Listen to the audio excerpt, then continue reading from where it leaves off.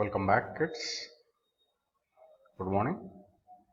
I hope everybody is staying safe at homes.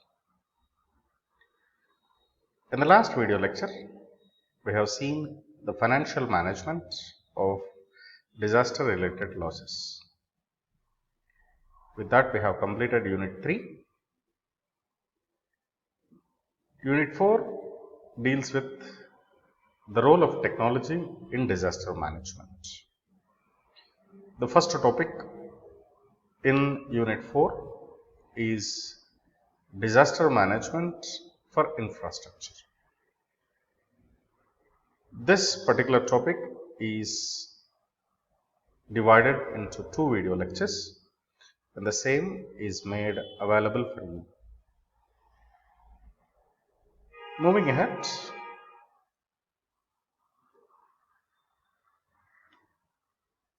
by the end of this current video lecture, I hope you will be able to list the various systems that are referred to as infrastructure in disaster management, and you will be also able to explain the taxonomy of infrastructure. Moving ahead, coming to the introduction. Why infrastructure management is so vital in disaster risk management? There are different systems in our day-to-day life which we come across, which makes our lives better. Few of them include transportation, telecommunications, energy, financial structures. And the absence of any of these systems, we feel that our lives are a little bit difficult. We need all these systems every day, every minute, every second. So, we are supposed to closely monitor their operation and maintain them properly. But there is always a biggest challenge in managing and maintaining these systems because of their increased complexity and interconnectedness. All these systems are on a multi-scale. They are distributed all over the globe, distributed over every place, and they highly interact with each other. And that's why it is always a complex thing to monitor and manage all these things in a real time. And the most important thing is these different entities, these different systems are not controlled by a single entity. They are controlled individually, and managing all these things is always a tedious task. When a disaster happens, it may create damage to the infrastructure, which includes all these systems. Primarily, disaster management focuses on inhabited structures, which means that where the people are living in, because the failing of these inhabited structures will pose serious threat to loss of life or injury. But coming to these systems, the survival and the speedy recovery of these infrastructure systems after the disaster is very critical to reduce the impacts of both natural and technological disasters. So, on the whole, what we can say is that infrastructure systems are very crucial to human life, We can't afford to lose them because of disasters, and we must be sure that they recover very speedily to reduce the aftermath impacts of a disaster. Next, the infrastructure. As it has already been discussed, infrastructure refers to the systems which are needed for the functioning of a community, of a living community. So, whatever the systems which we do need in our daily lives for our smooth functioning, all these systems are referred to as infrastructure. These form a very large part of our built-in environment. They include water systems, sanitary systems, that is what the first point is, water supply and disposal of wastewater, which means drinking water systems and sanitary sewage systems. Second one is transportation systems through any modes of transportation. Third one is energy system, electric, gas, liquid fuels, all these come under energy systems. The fourth one is communication system and any other emergency service systems. These come under infrastructure. Large urban regions, they cannot survive long if there is any failure to any of these above systems.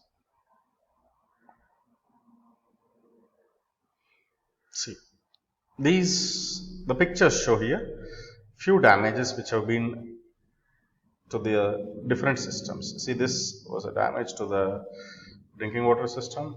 This was a damage to the sewage water system, and this was damage to the water system. Any damages to these systems, basically, it will create a disturbance in a daily life of a living community.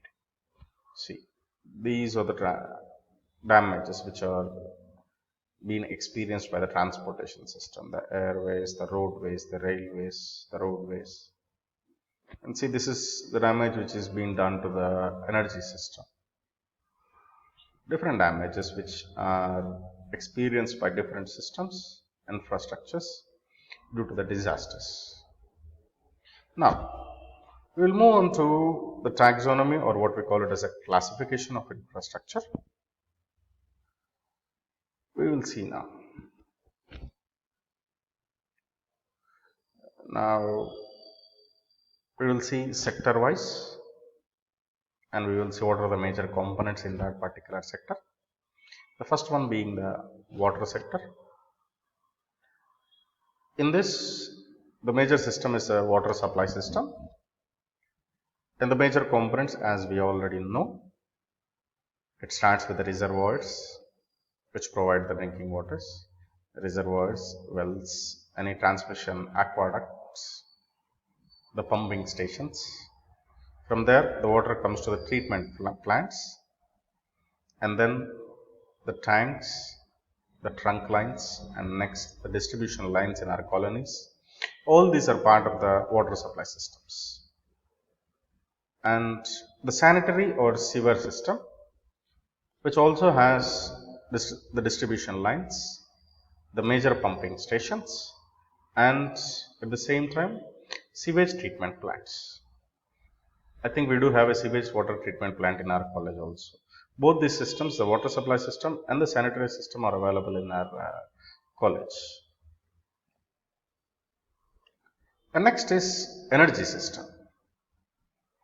Energy system, it deals with electric power and also availability of fossil fuels, which are needed for our daily lives. And coming to the electric power, we do need fossil fuel power plants, hydroelectric power plants. These are in the generation level. And coming to transmission lines. And coming to the distribution, we do require distribution lines and distribution substations, etc. All these come under electric power. And the other important energy which we do require daily in India is natural gas. We still rely upon the natural gas for our cooking and other things. So, coming to the natural gas, what are the important components in natural gas systems? It starts with the production wells or the liquefaction plants, which are basically available on the shores. So it starts from there. It moves on to the marine terminals, next to the gasification plants, tanks, and the transmission lines, which is spread over different large geographical areas, compressor stations, distribution mains, etc., etc., etc. All these are basically major components of natural gas systems. And apart from the natural gas, we also depend upon the petroleum fuels, which also do have the same things. The storage tanks, the pipelines, marine terminals, production wells, refineries, all these are part of the petroleum fuel systems. And one more sector which plays a major role in our day-to-day life is transportation sector. It has different modes of transportation: air, water, road, railways, etc. We'll see now the roadways, highways. So what do come under the highways? See the major bridges, the conventional bridges, the tunnels, limited access highways, local roads, all these are part of the highways, basically, road transportation. And coming to the railways, we see the bridges, tunnels, tracks, roadbeds, stations, railway stations, maintenance yards, and signaling and controlling centers. These are also very crucial, without which we can't let the trains move. These all come under railways. And coming to the air transportation system, as you all know, it's not just only about the planes. There are different infrastructure. So what the different infrastructure items are? The runways, the taxiways, the passenger terminals. If you have gone to an airport, then you can see all these things. Runways, taxiways, passenger terminals, flight facilities, fuel facilities, air traffic control systems, ATC centers, what we call them. These are all part of the infrastructures of air transportation systems. And coming to the water transportation system, the handling equipment, cargo handling equipment, passenger handling terminals, inland waterways, canals, locks, gates, etc. All these are part of the water transportation system. And coming to emergency services, what we call them as police, fire, healthcare, all these do come under emergency services. So what the infrastructure which they do have, they will be having their own stations, connecting stations, and they will be having their communication facilities, and they will be having some specialized infrastructure facilities, just like the hospitals in case of healthcare, fire stations in case of fire. So these are all the major components of the infrastructure regarding to emergency services.